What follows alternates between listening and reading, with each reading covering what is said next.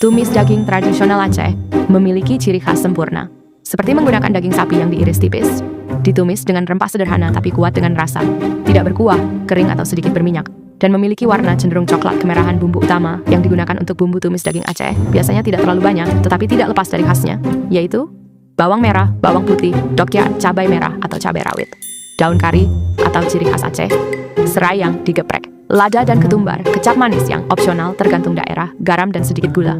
Cara memasak singkat, rebus atau presto daging sampai empuk, lalu iris tipis. Tumis bawang merah, bawang putih, dan cabai sampai harum. Masukkan serai dan daun kari. Tambahkan daging, aduk rata, beri bumbu, garam, lada, kecap jika suka. Masak sampai bumbu meresap dan agak kering.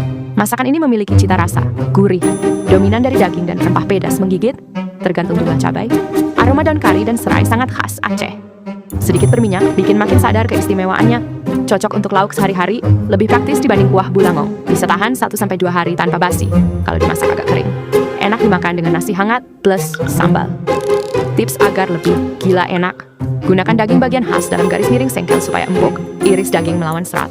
Tambahkan sedikit air asam sunti untuk rasa khas Aceh. Tumis sampai agak kering agar bumbu meresap sempurna.